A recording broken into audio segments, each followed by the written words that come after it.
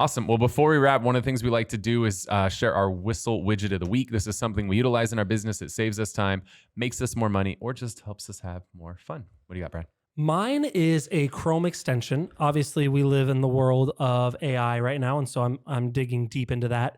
I have a Chrome extension for my browser, and it connects to YouTube. And what it does is, as long as there's a transcript for the video, it can give you a little executive summary at the top, and then give you bullet points below it with emojis. So I have been doing this. We just did our Fast Forward conference. I wanted to get detailed descriptions for each, but I wasn't going to watch 25 videos at 25 minutes a piece.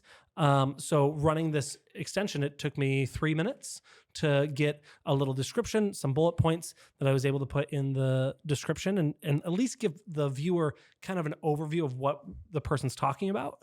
Probably helps with some SEO as well. But it's called Chat GPT for YouTube. I know it's a really hard, really unique name. How are they going to remember that?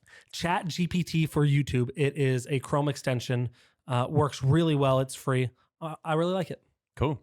Mine comes because I have a 6-year-old who just got a Rubik's Cube, and it's like, Daddy, solve it.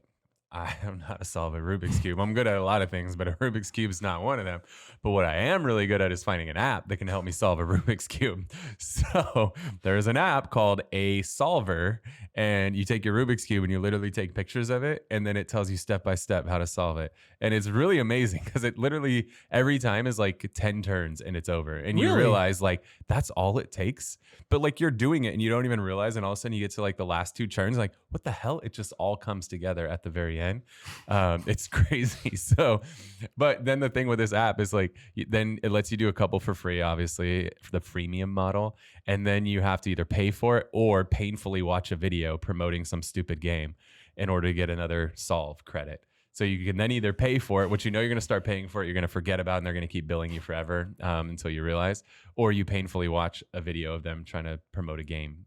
And so I've painfully watched a lot of games get promoted, but I've successfully helped my daughter solve a Rubik's Cube many, many times. I don't know if that counts as solving a Rubik's Cube. When I'm a solution-oriented guy, Brian. If I took off the stickers and reassign them, would that be solving the Rubik's Cube? Yes. Okay, then it counts. But if you don't put them in the right order, you'll never be able to solve it again because you get them all out of whack. Oh, yeah. You can totally get it screwed up. So, all right, cool.